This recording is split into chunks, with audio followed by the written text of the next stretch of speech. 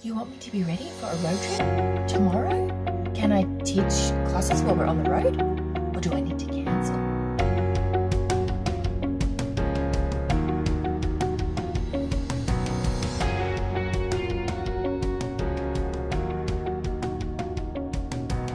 Have you ever received a phone call last minute to say, we're going on a road trip tomorrow? This is my life. As a traveller family, sometimes we pick up and go on very short notice, but I like to teach my classes.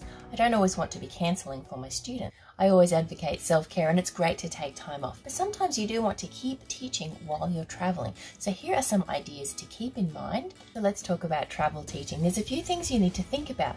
Will there be good internet? Will there be good sound, lighting? What if you do need to cancel? What are the cancellation policies in your company? When I travel, I keep things small, minimal, less things is better. So I take a Dollar Tree background, something that you can throw away on your way home if you don't need it anymore. You might need a logo, a specific colour shirt, and just something to cover whatever is behind you. So if that is a tablecloth or a shower curtain, something that you might find easy to travel. Some people even travel with something just in their backpack if they're going on an airplane. Most of the time we do road travel, so I'm able to take a little bit more. But I do take props in like a small box, and you want your headphones to maybe block out the sound where you are, and what device and stand will you need, and what are your backup plans in case the internet goes out. In 2018, I did my first traveling road trip. We literally found out we were going, I think it was within 3 days. So what this allowed me to do was have a few days to think about what I would need to take with me and what would work. So I went to Target and got one of those science poster boards for maybe a background that I thought maybe that could be helpful. It is good to practice before you go, so you have a go pack ready and you know what you would need to take with you. This was also a road trip, so we did stay in a few different hotels. We stayed at some friends' places. I did cancel one day while we went into one of the Utah national parks, which was fantastic. So with PalFish, you are able to take up to 2 months off without actually leaving the program. You can just let your admin know, but everything is DIY here at PalFish, so you're in control of your schedule. So it's definitely a good idea to take time off and close down your schedule, log out of the app, disconnect, refresh, and come back rested. So I did take a quick video in the hotel to give you some ideas of what you can do once you enter a room, scout around, have a look, and see what can be used to set up your temporary classroom. Chairs can be really helpful. I used a bar stool in front of me one time with a box underneath to lift up my device, and that was helpful. So just really simple things can be your classroom. Really all the student sees is just this little square. It's amazing what you can put together. So come with me on a road trip and let's have a look at how I set up a hotel room. Coming to you from the road. This is my first time actually traveling while teaching, so I thought I'd share with you my plan of what I thought I would use and what I actually have ended up using. When I first arrived, this was just a blank door. This, I guess, is a two-way room that you can have if you have a larger family and you have both rooms. So I moved everything here. This is a desk, and it was awesome because it was on wheels, so I was able to just move that across. I used the office chair that was actually over here. It was underneath this desk. So then I used the chair and the desk from over there. This lamp here was over behind this lounge here, so I moved that across to where I needed it. I first started with this little side table over here. It was here with one of these lounge chairs. I set up at like midnight, so I was really tired. So then after I taught my first class, it was a little bit uncomfortable. So then I noticed the desk and the chair would be a lot better set up.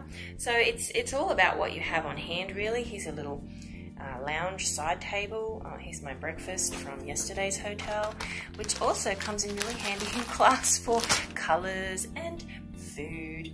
And I was showing the kids that I was on a road trip, so just rearrange the room as you need it. If you happen to have a door to the outside, I took one of my students on a walk.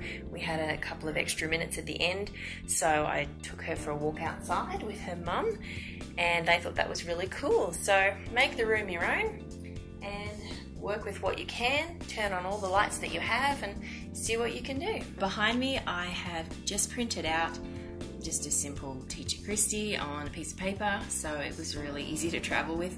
I did buy one of those, like a science project folding boards to bring with me, but it was so bulky and I didn't end up finding it helpful at all in the first hotel I used, so I didn't even bring it into this one. But I just have a scarf. I had seen another teacher use that as an idea, to just have a scarf on the background behind you, just to have something other than just a wall. In this room I've actually used clothespins pegs to attach it to whatever was behind me. Not exactly the best way I would have liked to have done it, because this one ended up not being straight, but the last hotel I stayed at, I actually used what I love. Blue tack can stick anything to the wall, so I had used this to actually stick my scarf to the wall, so that was really helpful. So it is called Blue Tack, made by Bostik. I brought with me a clock, because sometimes we do talk about the time. I only brought 2 of my favorite magnetic whiteboards, because I teach so many classes back to back. It's easier to write my notes and come back, but I just decided to travel light with 2. These ones are actually magnetic, but they're thicker, probably take up more space. But I did also bring with me this thinner one, which can also be used as a whiteboard and also for writing. My favorite markers, these are actually double-ended, which is fantastic for space saving. I think these come in a pack of about 6 or 8, I forget now. I think they were like $5 from Walmart. What I did was I also bought a little photo album book, and I just put in what I call the essential, just word pictures. I use ice cream a lot. Do you like ice cream? The bus. Do you ride the bus to school? Fruit, banana, and apple. And I find this helpful because you can then write on it with your marker. An orange, an apple, or a red apple.